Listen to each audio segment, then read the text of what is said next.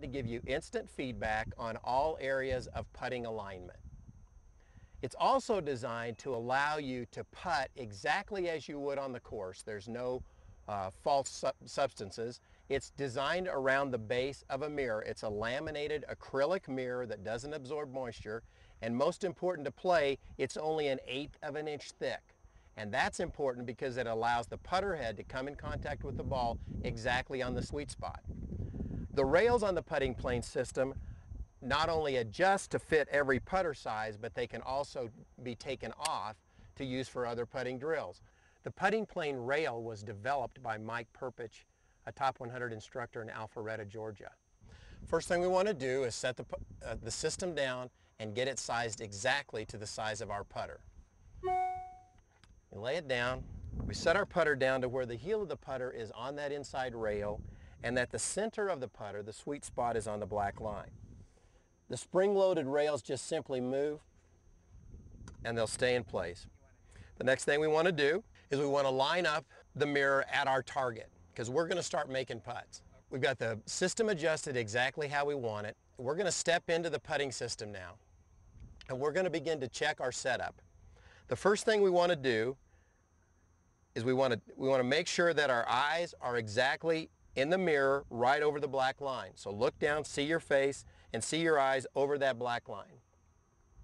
Sometimes that requires adjusting this setup, and sometimes it requires adjusting where I am on the grip. But in this case, the grip is fine, eyes are over the ball. The second thing I want to look at is in the base part of the mirror down here, I can see my shoulders. And if my shoulders are square to the target, I can see both of them. If my shoulders are open, I can only see one. If my shoulders are shut, I can only see one.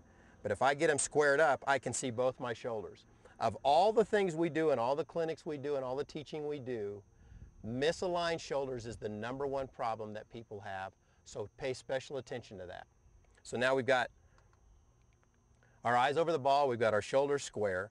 The last thing we do in our setup routine is to make sure that the putter face is square to the red line. A lot of times you'll see somebody set up square, but the putter face will be out of alignment. Now you're set for perfect alignment, and what I'm going to ask you to do first is learn to use the putting plane now that we're set up squarely. So I want you to take a little bit of time and learn to move that putter, let the putter rest, the heel of the putter rest on the plane, and let it move forward and back, forward and back, forward and back, before we set a ball into motion. So the first thing we do is get it lined up. We take a look at the black line, the center line. We line it up. In this case, the putt's going to break a little right to left. I line it up right edge. Now I've got reference for my perfect setup. Step into the putt, look down in the mirror and check my lines. Eyes over the black line. Got it? Shoulders in the base of the mirror, set up square, putter face square to the red line, and the heel of the putter on the rail. I'm ready to go. I just pull the trigger. The thing that we see most often, among amateur players in particular, is that the putting stroke is way too long. The player brings the putter back way too far and then has to decel bringing it in and has a hard time because the muscles are all confused. If we can assist you in making a much more shorter, compact stroke, you're going to find that putter face returning to square a lot easier. So in the putting plane system, we have holes right behind the line. I'm going to put a T right here, and that's going to be my restrictor. It's going to allow me to make the stroke that I need to make this putt, but it's not going to allow me to get too long. So here we go. I now have that restrictor. Check my eyes, shoulders, putter face. I've got plenty of room to make this stroke, and the putter's going to come into the ball much more solidly. So by using the putting plane system so far, we've eliminated probably 7 out of the top 10 reasons why you miss a putt. Eyes aren't on the line, shoulders aren't square, putter face isn't square, putter's not on path. Took those all out of the equation.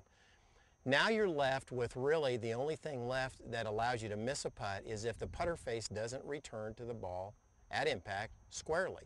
That can happen for a few reasons. We've got a couple of things in the system that I want to show you that'll help you even do that. By putting a couple of T's in the front of the mirror, that checks our impact position. Now the idea behind this is if my putter face comes through at impact completely square, it's going to hit both of those T's at the same time. If, like we see so often, the putter face comes through open, it'll hit that inside tee first. If the putter face has released, which we like, the toe is going to hit first. That's a great checkpoint. Let's see how we do here. Set the ball in, take your time, check your eyes, shoulders, putter face, and then let's just simply make a stroke. Now you'll see that with me, I hit that outside tee first a little bit. That's where you ought to be.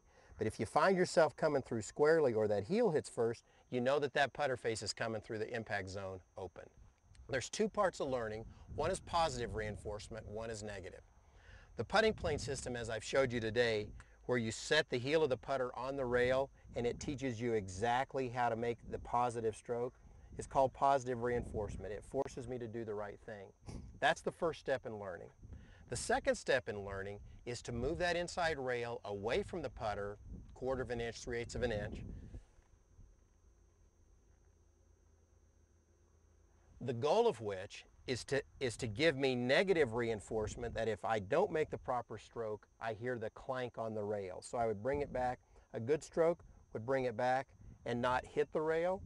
A poor stroke, we do hit the rail. We hear the clank on that aluminum rail. Start with the heel of the putter on the rail, learn that positive stroke. Somewhere in the middle of your practice routine, move that rail away from the putter, still keep it there. It's a great visual and it gives you that negative feedback. The third element, and the rail that we've not talked much about, is this outside rail.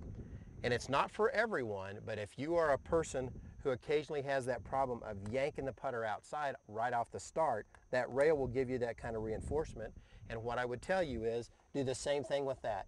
Move it in to where the toe of the putter rides that rail, make some strokes where it's giving you plenty of reinforcement on that outside rail, move it slightly away, and then make some strokes where you're not hitting any of the rails at all. The final element that I would tell you in your practice routine is to take the rails off completely.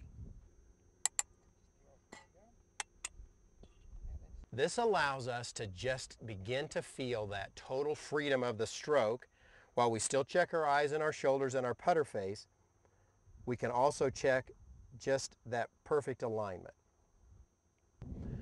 The final thing that we find in why people don't return the putter face square to impact is that the shaft angle is out of whack. And we see that a lot of guys on the tour are really checking for this. Grant, if you can help me. Eyes, shoulders, putter face, and even shaft angle in the putting plane system.